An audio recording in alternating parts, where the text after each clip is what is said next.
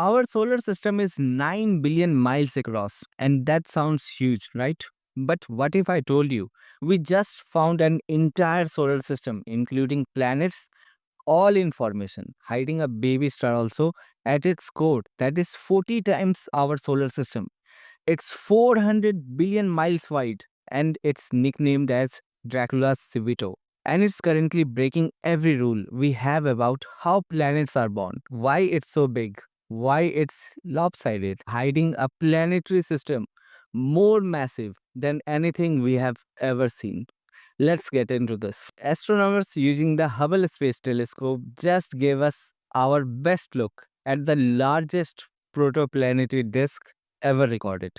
And let's address the name. It's officially IRS 23077 plus 6707, but the team at the Center for Astrophysics, CFA, dubbed it as Dracula Civito. Why?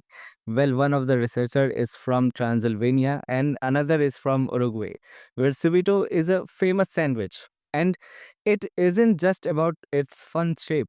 The disk spans nearly 400 billion miles. If you put our sun in the center, this disk would stretch up to 40 times past the Kuiper belt. It's a monster. And understand this, why chaotic is the new normal. For a long time, we pictured protoplanetary disks as flat rings, but Hubble's latest data shows IRS 23077 is anything but flat. The level of detail we are seeing is rare in protoplanetary disk imaging, and these new Hubble images show the planet's nurseries can be much more active and chaotic than we had ever expected. But here's the kicker, it's asymmetric. On one side, you have these massive vertical filaments.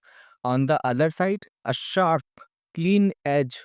It suggests that planet formation isn't a quiet process in the vacuum.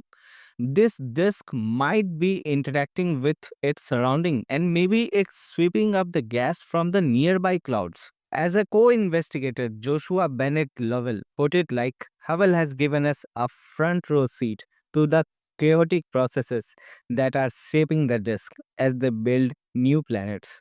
Processes that we don't fully understand yet, but can now study in a whole new perspective. So, what's causing this asymmetry? The leading theories point to the dynamic stuff, like the recent infall of fresh dust and gas from the surrounding cloud, and maybe interactions with the nearby stars, or maybe the magnetic fields stirring things up. It could even be the early signs of planets forming and gravitationally sculpting the disk.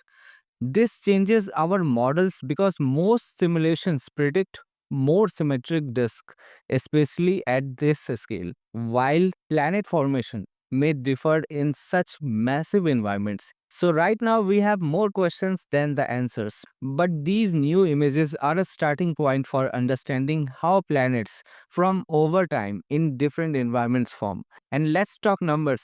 To build a planet, you need stuff, mostly hydrogen, helium, and cosmic dust. Astronomers estimate this disk has a mass between 10 to 30 times that of a Jupiter. In our own solar system, Jupiter is the king, but this disk has enough material to make 30 like this, to create even more massive super Earths. And that star at the center is so young and so bright, possibly a massive single star or a tight binary pair. The heat and the radiation are pushing the disk to its limits. This system is a scaled up version of our early history. By studying Dracula Civito, we are essentially looking into a time machine to see how most massive planetary systems in the universe get their start. While the Hubble gave us this incredible visible light view, the next step is combining this with the James Webb Space Telescope. Its infrared eyes to peer through the dust and see exactly what's happening there.